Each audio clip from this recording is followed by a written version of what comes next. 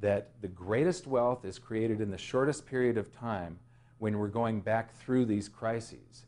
The first phase of any bull market is sort of a stealth phase where it's quiet accumulation.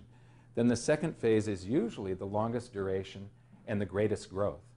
And then the final third phase is the blow-off top where the market just goes vertical. You remember the NASDAQ in the last 3 months of 1999. It just went vertical, and the public, everybody rushed into it, and they all got slaughtered. The herd always comes rushing in at the end, and they always get slaughtered. And that's the time you want to sell. You don't want to hold on to gold and silver forever. You want to hold on to it until a median price single-family home costs less than 40 ounces of gold or less than 500 ounces of silver, and then you want to trade your gold and silver for real estate, cash flow real estate. Yes, it was. It was like 816, I think, would buy a single-family median-price home. Except there was a lot more silver, and we weren't in as I don't think that bubble is going to be anything compared to this next bubble. So in my book, I said it wouldn't surprise me to see less than 500 ounces of silver by a single-family median-price home, which is pretty amazing because you're talking about setting, excuse me, talking about setting aside somewhere between $8,000 and $9,000 today to be able to buy trade that straight over for a single-family medium-price home in the United States, which peaked at about $228,000, and now it's falling probably about $200,000 or $195,000 today. I haven't checked, but it's Realtors Association data. You can go to their website and get the data. But you know, if gold goes where I think it's going, and silver goes to the 10-1 valuation, which is entirely possible, it could be that just a couple hundred ounces, like 200 ounces of silver, buys a single-family median-price home. So you know, each 100 ounces is only $1,500–1,600. So you're talking about. Sometimes when I say these things, I can't believe I'm saying them, but they're just entirely logical things, and it's just, yeah, and it's stuff like this has happened before. But it would be like you'd set aside $3,000, $4,000 today in silver and trade it for a home someday in the future, and I don't think it's going to be that long. It's going to be probably between 2 and 5 years, maybe a little bit longer, 6 years, 2015 at the latest, I think. It just, you know, that's what it feels like. What is Bitcoin? Well, before answering this question, first we have to start from what is money. So, what is money? Money is a technology invented not 400 years, not 4,000 years, but much earlier, ever since people started to trade for valuable things. It is a language that people use to communicate values.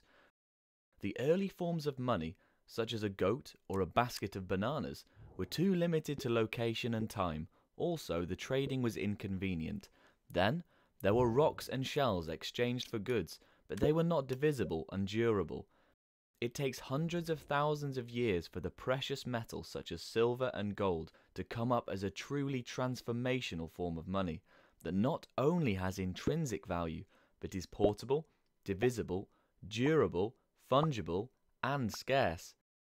After thousands of years using precious metal, the first paper money started to emerge, also known as the fiat currency.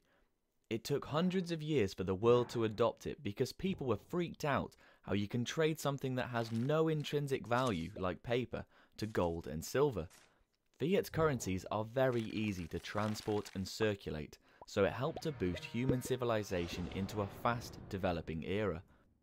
However, it has a fatal characteristic. Unlike the physically limited precious metal, it can easily be printed by the government and therefore causing inflation. Then the price goes up and wealth flows from the people to the government. Not only that, the centralized banking system has absolute control of people's money and they can do whatever they want. Someday you may not be able to withdraw money from the bank because you don't have the control. Now, there is Bitcoin, coming out along with the rapid development of digital and network technology. It sounds like a digital currency, but it is not just a digital currency. Actually, we already have digital currency that we use every day. Online transactions, credit cards, electronic checks, they are all digitalized fiat currency. Bitcoin is called a cryptocurrency, and that is very different from fiat currency. It has everything a currency has: portable, divisible, durable, and fungible. On top of that, it has a limited number of supply, just like gold, and it is decentralized. No one controls it. The total number of bitcoins is limited to 21 million, and the transactions do not rely on a bank or a platform. It is protocol based and can be done between any computers and mobile devices. The people who own Bitcoin have absolute control over it. No one can steal your Bitcoin and personal information.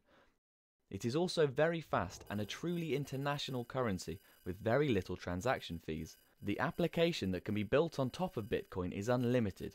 For example, crowdfunding amazing international projects, decentralized marketplace, peer-to-peer lending, smart contracts, and many more that haven't yet been discovered.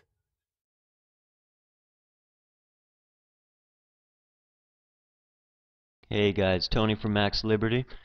So I'm just getting this story about ISIS has overtaken this 5-star luxury hotel in Ninawa. The hotel is believed to be the Ninawa International Hotel, which received a number of positive reviews on TripAdvisor. Okay, before being overtaken by militants and stripped of its branding, it has 262 rooms, 2 restaurants, 2 ballrooms, a gymnasium, and other facilities. 5-star hotel. I don't know if I've even ever stayed at a 5-star hotel. We stayed at the Plaza once when we went to New York City as a family. That's about the closest I ever got. But ISIS gets one. They get the entire hotel. A 262-room luxury hotel in Mosul. Where the hell's Mosul? Iraq? Iraq's second city. So, I'm looking at the comments. A lot of people are poking fun. And some people saying that this makes them realize that there's a lot about this issue that they don't understand or they don't yet know. Yeah, it's worse than you thought, isn't it? That was my reaction. I don't know where those specific comments are. I'll just put a link.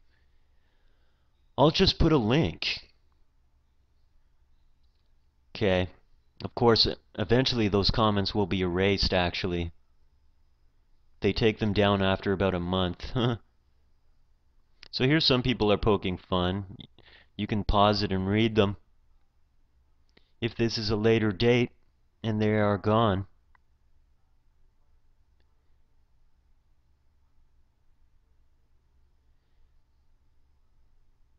Okay. My reaction is I think a lot of people are hurting, going paycheck to paycheck. I think people that are on the dole are running out of money before the end of the month, and they're hurting. And we have to watch these rich bankers get away with bloody murder and bail them out to the tune of billions and trillions, maybe even trillions. No, not only do we have to bear that, now we have to bear witness to this nonsense.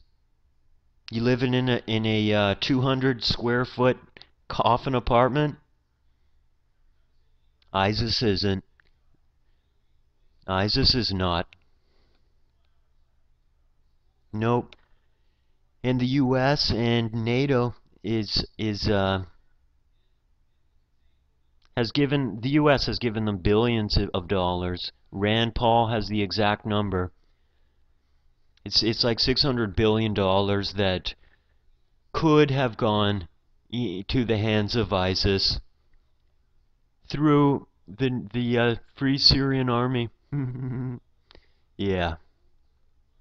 Yeah, so it's worse than you think, isn't it? That was my reaction. Worse than I thought. They have taken over a huge hotel like that.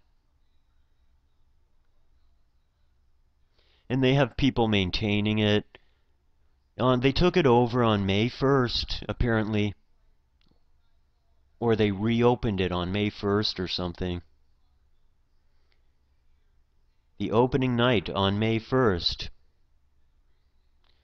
So Isis overtook the hotel and reopened it on May 1st with these huge flags in the front. It looks like, unless this is fake, here's more flags. Here's Isis members tending to the